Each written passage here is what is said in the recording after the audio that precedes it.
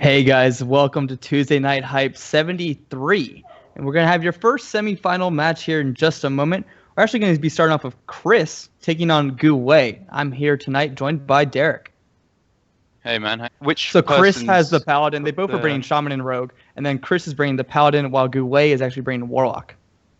Oh, right. Okay. So I didn't get to watch it last night, but I can probably expect to see an Azoth Paladin. And I'm guessing a Zoo Warlock, which it's an interesting map. So Chris has the Paladin. They both are bringing Shaman and Rogue. And then Chris is bringing the Paladin while Goulet is actually bringing Warlock. Oh, right. Okay. So I didn't get to watch it last night, but I can probably expect to see an Azoth Paladin. And I'm guessing a Zoo Warlock, which we'll do at the moment. You know, we've seen some things over the weekend at DreamHack. People are running Soulfire in Zoo, and Leroy's been pretty popular in Zoo lately. So there is some potential for that burst that N'Zoth probably can't necessarily always prepare for, but if it does get in sort of the late game terms there, we will see, you know, N'Zoth Paladin kind of do its thing from there on out. Definitely. So, I mean, otherwise, I think things over the weekend at DreamHack, people are running Soulfire in Zoo, and Leroy's been pretty popular in Zoo lately. So there is some potential for that burst that N'Zoth probably can't necessarily always prepare for, but if it does get in sort of the late game terms there, we will see, you know, N'Zoth Paladin kind of do its thing from there on out. Definitely. So, I mean, otherwise, I think the Shaman and Rogue builds might be quite similar. We might see, I mean, Rogue, I think we'll probably just see Miracle from both players. But Shaman, there's a few variations running around. You know, you kind of have the mid-range, you kind of have aggro, kind of something in between. Yeah. Have you seen anything else lately? I mean, it's usually the same shell of running Argent Squire, Tunnel Trog, Totem Golem, all the same stuff.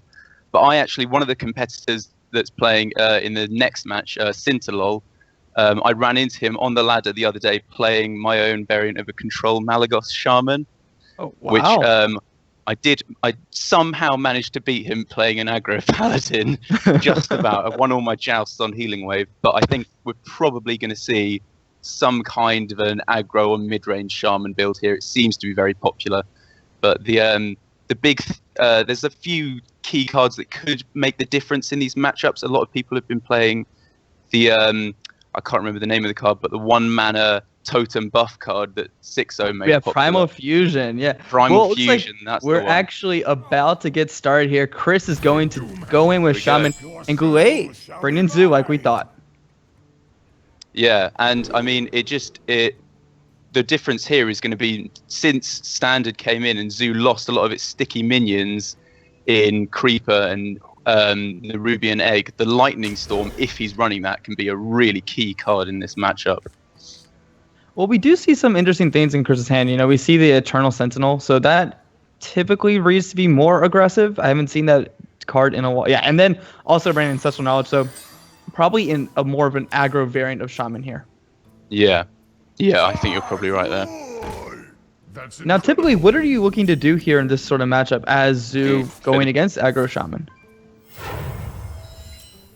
Well, I think the thing that you want to do against aggro shaman is if they can get early board control and just get in a few points of damage, like 15 damage from minions, then they can just finish you off with burst. So from the Zoo, we're definitely just going to want to see hard board control at the start, try and get an effective Defender of Argus so that they can really lock it down and put the aggro shaman on the defensive. Because once they're using their burn spells to destroy your minions, they're in a really bad spot at that point. Yeah, so Goulet actually took their Tentacle in his up, and he could have gone for Shifter Xeris though. You know, it could have been. He could have gone for Shifter Xeris, but decided against it. And I mean, this is just, you know, the aggro shaman. You couldn't really ask for much more in the first couple of turns. I'm still looking for, you know, something. You're just gonna need something that sticks, right? I mean, right here, telling us off, probably not the worst card. You're going to be able to get through this taunt here if you want. You have things like PO coming later that could really help as well. Yeah. And yeah, I mean, right now he's definitely just straight away on the back foot. So he's definitely going to be looking to try and, like I said, get that Defender of Argus to really give him some extra health. Well, we might see, you know, Flame Reef come down right now. You know, we might see a 7/7 4 that's become quite popular. Yeah. You know, this position, what does Goulet do when Flame Reef comes on this type of board?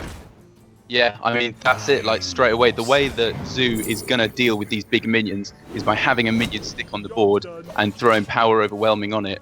But if Chris can just destroy all his minions every turn, there's no way he's going to be able to get rid of it. Yeah, exactly. Yeah, and look, right here, Feral Spirit's coming down, going to protect this 7/7. So this minion is going to be able to just attack turn after turn. If you get 2 hits in with the Flame Reaver there, I think that's usually enough, right? Yeah, I mean, yeah, that's really all you need. That's just exactly what it's designed for. You slam it down, you don't care about the overload, because like we've just seen, you can play another powerful overload card on the next turn and just really start hammering in. And an interesting turn right here. You know, we have the Lightning Bolt. We can do some, we might take a Juggle, a Flame Juggler, also Tone Golem, and we eventually want to get that Doom Hammer, though, and get all that damage in. Yeah, that's right. You want to, I think he's still probably going to be focusing on trying to get minions down for a couple more turns, because once he's playing the Doomhammer, I imagine he's just going to be going all in, full for the face. Well, and yeah, and if you look at the way Chris sort of manages overload right there, he's going to be able to play Doomhammer next turn, also swing 10 damage to face if he wants to as well. I mean, at this point, it's not looking good for Goulet. That's gonna be there we go. Quick concede from Goulet. Chris is gonna take the first match 1-0. And you know, we even saw Goulet have some answers in the hand early, but never got a board. It was never able to stick, and Chris just dropped Flame Reef and went face. Yeah, I mean, that's the thing. You just forget a 1-mana 1/3 with the potential to grow is just so devastating for a board that doesn't have sticky minions. I mean, and also it turns out that a 4-mana 7/7 pretty good. It's pretty good. It's pretty good. It's really good. Yeah. All right. So let's get up into our next match right now. Chris is actually going to bring the Paladin. Goulet going to stick on Warlock. So looking at the early hands, looks to be some sort of N'Zoth Pally list. We do see Doomsayer. What do you think about this matchup in particular? So what I've seen from playing more aggressive builds of any deck against control N'Zoth Paladin is if they can get a really powerful Doomsayer turn where it destroys your board and stops you from playing anything on your next turn, that really does feel like the key to winning this matchup, because it just dominates the early game with one card. Yeah, I mean, that Doomsayer, if you can't get rid of it, you know, we don't see things like Iron Beak Owl in the meta anymore, so it usually does a lot of damage. And that's why we saw things like Crazed Alchemist this past week on DreamHack. That's a tech card for Doomsayer. So I wonder if we'll see any of that. We do see Doomsayer in hand, and coining out the 6 Swamp Ooze allows you to sort of, you know, trade on the board early as well. Yeah. And I think it's interesting that he decided not to kill off the Acidic Swamp Ooze, clearly valuing the damage to the face more than defending his Direwolf. But it pays off because he still decides to kill the Flame Imp. And this is what Doomsayer does. It really actually forces you to just skip a turn, essentially. And sometimes for a deck like N'Zoth Pally, it just needs you to get a few of those. Ooh, wait a minute. That's a Murloc Warleader right there. Okay, wow. We misjudged this. So that's what we're dealing with, aren't we? You know, it runs a lot of the same cards, but then once you get the Murloc guy, you kind of know what you're dealing with. Yeah, because that's the same thing. Because I remember people were saying back when they were reviewing the Old Gods cards is, you know, Cthulhu and N'Zoth, is it better than just playing Anything Can Happen? Is it worth the 10 mana? It's insane. Like, I mean, you're still going to get a big board, but you don't have necessarily, you know, the same burst that you used to, right? Yeah, no, definitely. I think I was very surprised to hear that Murkai wasn't going to make it through to Standard.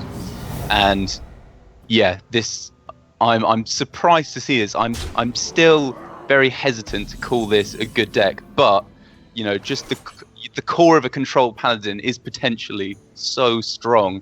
Just being able to clear everything and heal back up, it can be hard for Zoo to deal with that. And how do you think this affects our match? I mean, obviously, playing against a whole different deck, do you think Zoo might have a better chance against more of a Murloc build there? I don't know, because minions like Sylvanas and Ken, they just feel a bit too slow against Zoo decks. Like, they're just not going to do very much. With Sylvanas, you're very often just going to be stealing an imp or some other kind of token.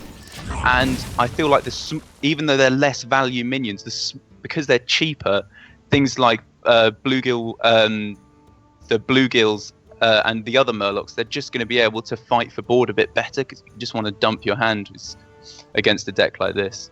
Yeah, and we see Goulet here building quite the board, has got the councilman down, is able to sort of get some of the right juggles. True Silver is going to be able to do some stuff here, but still, he's able to sort of get some presence on the board, get his minions down, and this is what he's really going to need. If Chris can't find his clears, that's going to be kind of troubling. Yeah, definitely. I mean, cards like Forbidden Healing and things like that, they're good against decks that are going to be running more burn spells, where you don't really care about the board state so much, you just want to get your health total up. But against Zoo, they're going to be getting so much damage in from every turn. Just like with this, just getting a few knives every turn with the knife juggler, and attacking every turn with the flame imp as well. It's a lot of damage, and he's going to have to find some way to get rid of this board soon. And this is a pretty interesting turn. I mean, Goulet has burst here. I mean, you could Forbidden Healing. You would do for 12, right? You go back right up to 30. But he might feel like he's going to need to draw some cards, so it's going to be an interesting turn to see what he does here. Yeah, and I think unless you see a Sea Giant coming down, you're probably not going to get much value from your Humility anyway, so I think using it as a Wild Pyromancer proc is a really good play here. Also, you're going to get the discount on the Solemn Vigil there. So that's you're going to... good point. Yeah, you're going to be... Oh, that's probably wanted the Pyro to live through that, though. Would have been able to clear the entire board, actually. Yeah. That's really unfortunate there. Yeah, he's just going to really be hoping now to cycle through into a Consecrate or another Wild Pyro. Oh, there's a Deuce there. That's most likely going to be able to deal with it here. Yeah. Especially now the defender. Yeah. Yeah, it is still just slowing him down. And if you just even count it as just 2 mana for 7 health, not bad. it's definitely not that bad.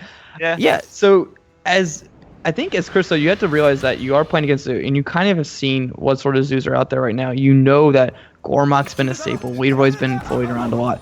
Yeah. And you kind of just have to play around that, right?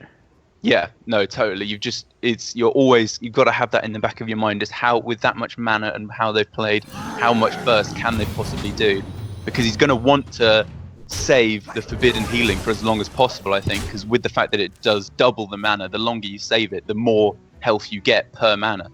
But you just got to think, and he's realizing this now, he's just got to do it to keep himself out of range of the crazy burst that Leroy and Power Overwhelming can give you. Well, he's going to be able to just continue to build quite a strong board as well. Cool. It's going to be turn after turn. Okay, do I have lethal this turn? Do I have it this turn? And then if we get something like, Equality into Consecration, then it's like a turnaround. We just need one swing turn. That's what Chris is really looking for right now. Yeah, that's exactly right. And Lay on Hands is the perfect... Oh, well, there we go. Consecration is a good way of getting almost there to clearing the board. But Lay on Hands is also wouldn't be a terrible play here, I don't think, just to heal yourself back up and get yourself closer to that equality. But he does decide to go for the Consecration. At the same time, you're going to have to draw into something else. You're still going to need another card. Because Leroy Jenkins in hand is going to... Oh, okay. So gets the Humility. So what that... Oh, no. That's still enough. Yeah. So Leroy with PO. That's 10 from hand. 4 on the board. That's all Goulet needs. And that's going to be it. Goulet's going to take this second. And, abusive to boot as well. Goulet's going to tie it up. Hey, 1-1. Yeah. He's got to be feeling good about that. I'm not exactly sure how that matchup will usually go, but that did seem pretty dominating from Goulet there. Yeah, so one thing, we saw a little bit of that deck, and we didn't really see any other Murloc cards. What else do you think is hiding in there? I mean, I was just wondering about this, because back before Murkai left for when Standard rolled around, you usually were going to be getting lethal with using 2 Anything Can Happens. And so I think what a lot of people are thinking is just getting the 4 Bluegill Warriors and the 4 War Leaders will just be enough to give you the lethal. So I think that it might just be the 2 War Leaders and the 2 Warriors is what he's going for. Yeah, it's going to be interesting to see how this deck plays out. I haven't seen too much of it lately. A lot of Paladin decks have been a little bit different. Looks like Goulet here is going to be bringing Shaman, and it looks to be a bit more mid-rangey. We see Azrake, Tuskar, Hex. So those cards kind of right in that staple. And Chris gets a few cards he's going to need in the early game. especially equality and true silver, stuff like that. Yeah, True Silver is going to be a really nice card here, but at the same time, a lot of the mid-range Shaman cards like Tuskar Totemic and cards like Manatide Totem, even if you can kill them, they're still going to be getting value with their battle cries or drawing cards. And so he might just be able to make the True Silver just not quite good enough to get back the board control. We do finally see that anything can happen coming to Chris's hand. So it is confirmed he's not just running one random war leader in the deck, you know? Like, surprise, right? Yeah, exactly. Yeah, that would be an interesting tech choice. Oh, yeah, for sure. So this matchup's a little bit different in terms of if Goulet has a lot of damage, and I probably expect to see something like Bloodlust in this list. Maybe, well, he's also running Fire Eloise and Master Evolution, so maybe it doesn't necessarily look like William's list, but, you know, there's a ton of burst in Shaman.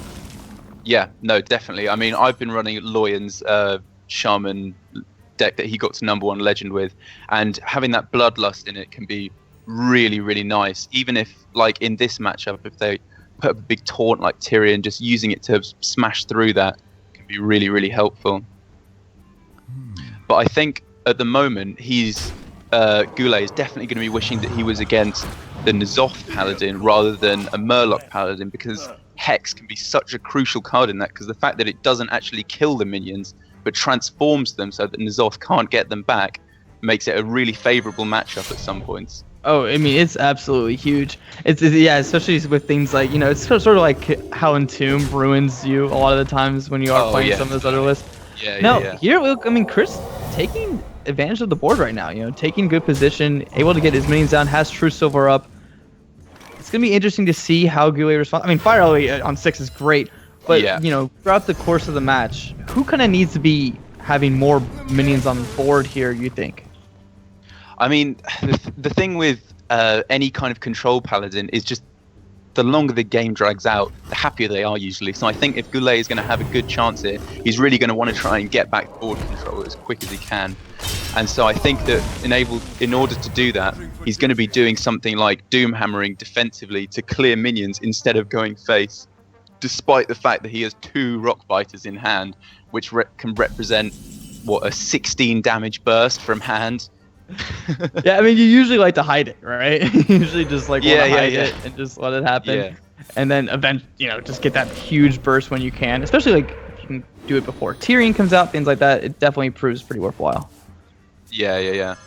But I mean, the Drakes would be really good here, but the True Silver Champion is perfectly matched to take them out. And even though they do draw you a card, you just want to be able to get something sticky that can get the board for you so that you can start chipping away at the health. I mean, hey, think from below though, right? So you're going to be pretty good. 2 mana 5/5 with taunt. Yeah, I love that card personally. I think it's just an awesome addition to Shaman, even though probably pretty good as well. But yeah, we already see Chris. He has both anything can happen. He has the equality, he has the forbidden healing. He has a lot of ways to make this game as long as possible. And here comes the Lay on Hands right here. Yeah, totally. I mean, Lay on Hands is just so perfect for this deck because it's keeping you alive for longer with the healing, but it's also cycling through your deck, finding you the Murlocs, one of which we see there, and he's just going to want to be playing those and getting them killed off as quick as possible so that he can get down those 2 anythings, because the Shaman, I very much doubt he's running Halazeal, so he probably doesn't have any healing. Well, the question's going to be, when do we clear? Even though Paladin has a lot of answers, they have to be careful and not, we see some burst in the Shaman's hand. We see the Doom Arrow. We just saw the Bloodlust come into hand, so that's going to be super important. I think as long as Chris plays on the safer side here, he may be all right. And, you could even Wild Pyromancer here just because you don't want any sort of board to start to build up. Yeah, I think that would be a fine play because, I mean, those 2 Azure Drakes, if they can hit face again, that's putting Goulet in a position to be able to just take the game in one big burst turn. Maybe if he can just get down a couple of totems to Bloodlust with, that would be incredibly powerful. I like this play a lot, playing the Consecration now, going to get the proc, and then can even run the Bluegill in. Yeah, that's perfect, able to clear the board, really nice. Save the equality as well. Yeah. The one downside with this play is you need to look at your hand and think, what am I actually going to be using the equality with? If he can kill off the wild pyromancer, which it looks like he's going to be doing with the earth shock, then it leaves him in a position where he could just have equality in his hand as a dead card, because he's probably not going to have many tokens sticking around. I mean, you're gonna be able to play things like Ragnaros, though, right? That's pretty good. That's pretty good. And if it hits the right target here, it's definitely a huge play. So Rag wants to hit the 4-5 right here, and it's gonna hit the 4-5. So Rag coming through in the clutch. I mean, that's huge. That is so Rag big. It down. Yeah, that's really good for Chris. Do you think do you think there's ever a moment where you can just get Doomhammer down now and not have to play it the one turn and just start chipping away? Because Doomhammer by itself, as we said, 16 damage, right? Yeah, definitely. But even though it does represent 16 damage, it is over 4 turns. And giving the Paladin that signal that, I'm just going for you and I want to kill you as soon as possible, they can just say, right, okay, I'm going to start using my forbidden healings and heal for 20 in a turn, which is a lot better than doing 16. And let's remember, Goulet did see the Acidic Swamp Ooze last game, right? So it was played or coined out against Zeus, so he does know that's somewhere there. So there may be a lot of credence there to actually just keep it hidden, right? I think this is a great little board clear right here, though. We're gonna see both Tunnel Trucks come down, and I'm thinking Lightning Storm, right? Yeah, that's what I think as well. I mean, you've got to realize that in this matchup, you're not really going to get much more value than this, and a totem, and he got the spell power as well, just so he doesn't have to potentially ping it off with the totem golem.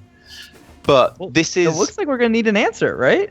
Yeah, I mean, this is the thing. Like, even independent of the board that he's got, this is just where Manatide Totem can be such a powerful card in these matchups, where Paladin is really good at, if you play a big threat, it will humility it or Aldor it. But with Manatide Totem, if you do that, you're just going to make it even more powerful. And so he's really not going to be wanting to burn big removal on it. So he's going to go for the Doomsayer here, knowing that's it. That's just enough damage. Oh yeah. Oh yeah, you're right. That's it. No. If that's the end of turn, I mean, I'm pretty sure even with the humilities, Doomhammer, Dullrock Rider, I think you can even play the Flame Tongue as well. So I mean, just so much damage that's about to come out here. That is a ridiculous amount of damage. This is just... yeah, so we're gonna get the hit Forbidden Healing. How much damage do we have? So we have 4, 5. We're gonna get 4 more, 9. Yeah. 16, 25. Are we 1 short? Are we really? So what? I mean, I'm trusting your maths here. But... I think it's one. He's probably doing the math right now. Goey's probably doing the math. Yes, because you get 4 from the Overload, and you're gonna get 16 come back. Already just Bloodlust. Oh, he's going for the Bloodlust. I mean, that's 15 damage. That's 15 right there. So is that enough? That way, yeah. I think the Doomhammer wasn't enough. Oh no, maybe not this turn, but even so, that's scary. No, yeah, it was very close. It was very close. I think it was just one off lethal if it's serving me correct. But you're gonna be able to clear up the Doomsayer. So still, Chris is gonna be really looking for something here. Just needs a Consecration, needs a Wild Pyromancer. Yeah. This gonna be Ragnaros here. Not bad, not bad. It might buy him another turn. But I really liked Goulet's play last turn of using the Bloodlust while he had a big board, rather than using the Doomhammer and Rockbiters, which he can use at any time that Chris doesn't have a taunt up.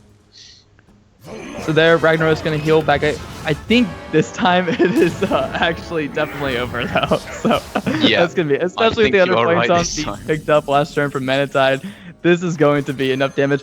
And I think there, Goulet really showed that picking up the Twin Shaman and hanging on to the Doomhammer, super important, and maybe some information gained from the earlier matches.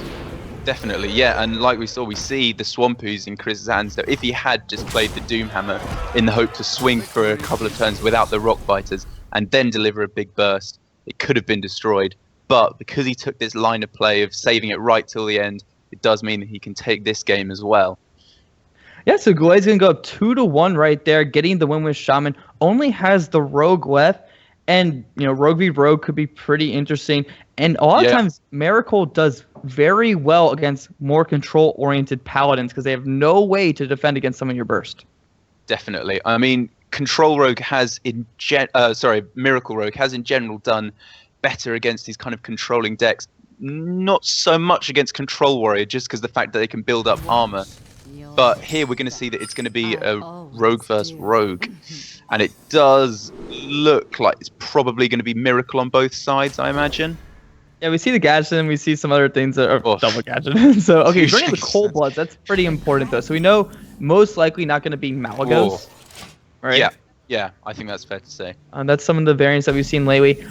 Honestly, I am not a rogue player, so I do not know exactly what's going on in this matchup. I think even before I started playing Hearthstone, Miracle was, right before the nerf to Leroy and everything. Yeah, I still remember I didn't have Leroy at that point, so I made a budget version. I put my Mana Addicts in, and I put my Questing Adventurers in, and 1 in every 7 games I might get enough damage to win it, but yeah, it doesn't do so well anymore.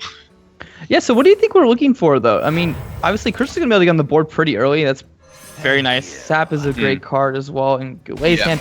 But in terms of strategy... Just the 1 minion in Tomb Pillager is probably going to be enough to get a fair amount of damage in, unless we see an Eviscerate here. Maybe.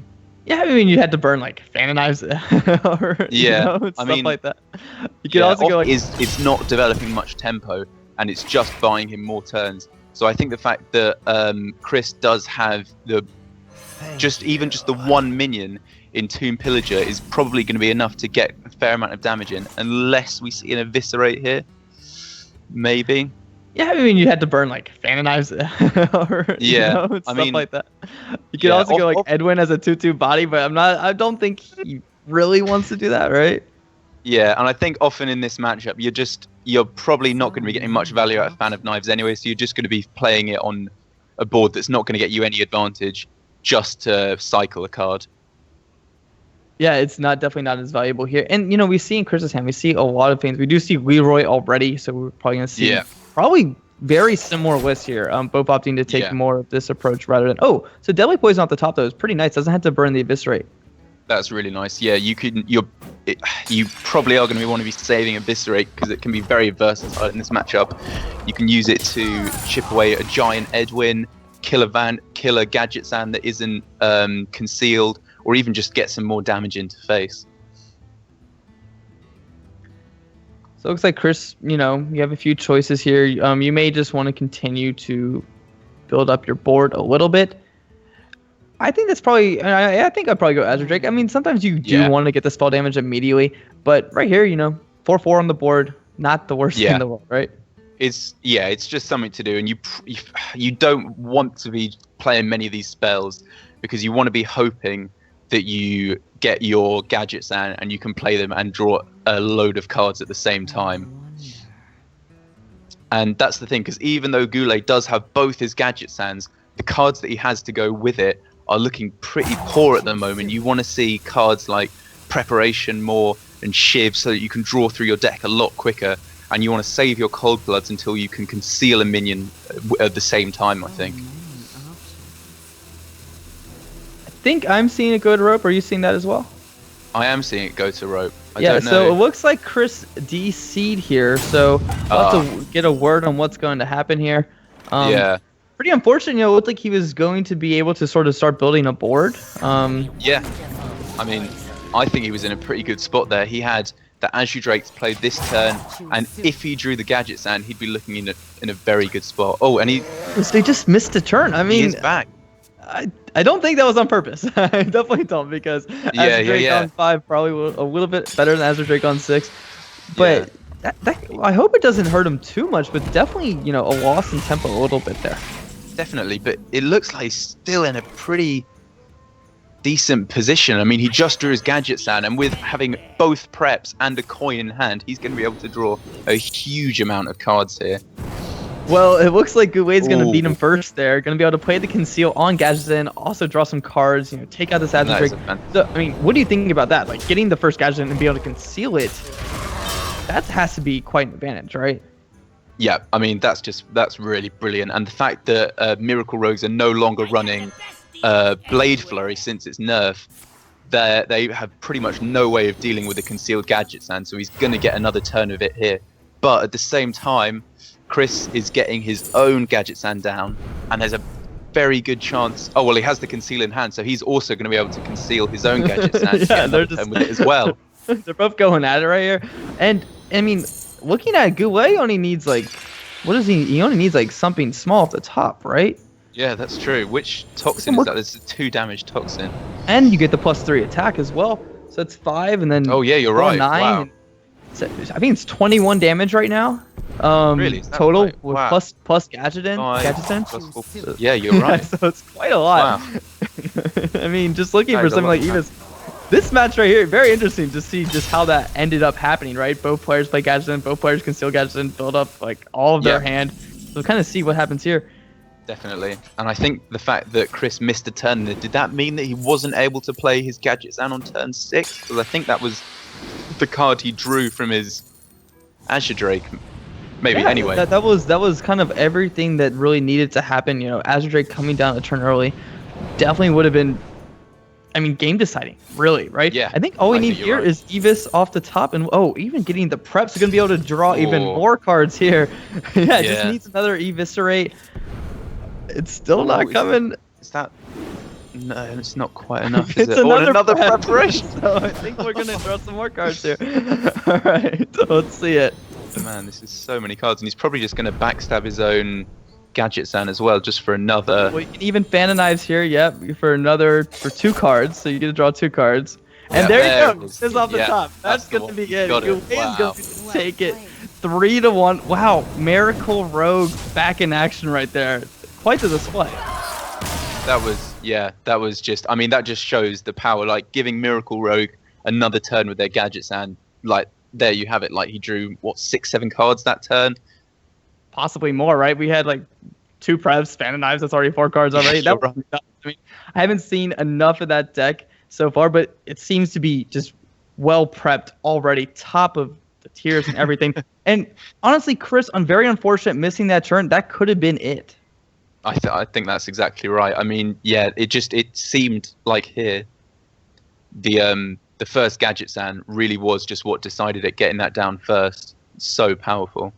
But you know what? Props to Goulet. He's going to take the series 3-1. He's going to move on to the finals, which we will have later. And guys, we're going to take a short break. When we get back, we're going to have your second semifinal between Janetsky and Sintu LOL.